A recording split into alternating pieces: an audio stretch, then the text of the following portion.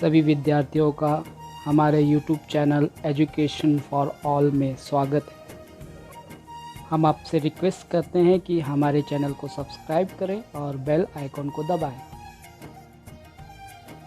तो बच्चों शुरुआत करते हैं। विषय अंग्रेजी, कक्षा 10वीं, यूनिट 1.1 अ टीनेजर्स प्रेयर।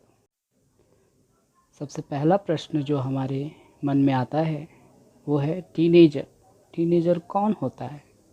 टीनेजर वो होता है जिसकी उम्र 13 से 19 के बीच में होती है, उसे हम टीनेजर कहते हैं। और दूसरा प्रश्न प्रेयर। प्रेयर क्यों? क्योंकि टीनेजर भगवान से कुछ प्रार्थना करना चाहता है। तो बच्चों देखते हैं इस कविता के माध्यम से कि वो क्या प्रार्थना करना चाहता है। पोएम की पहली स्टैंजा कुछ इस प्रकार है। Each day brings new beginnings, decisions I must make. I am the only one to choose the road that I will take. इस पंक्ति का अर्थ है हर दिन एक नई शुरुआत होती है और इस शुरुआत के लिए कुछ डिसीजंस लेने पड़ते हैं और हम ही एकमात्र ऐसे व्यक्ति हैं जो इसके लिए ज़िम्मेदार हैं कि वो कौन सा रास्ता हम चुनें। Second stanza.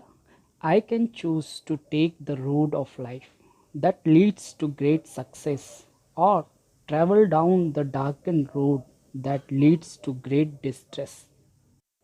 इस पंक्ति का अर्थ है या तो मैं सफलता के रास्ते पर चल सकता हूँ या उस रास्ते पर चलूँ जिस पे बहुत अंधेरा है या फिर बहुत सारी कठिनाइयाँ हैं।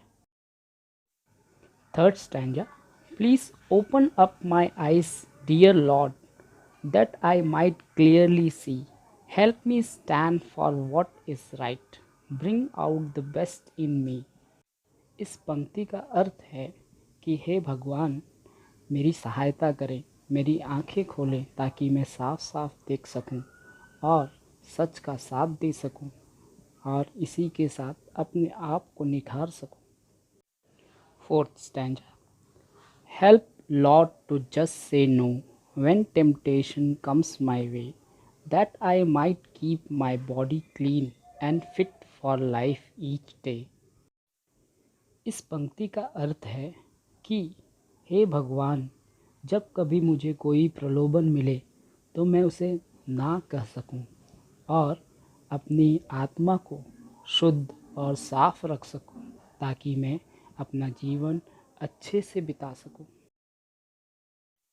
Last stanza.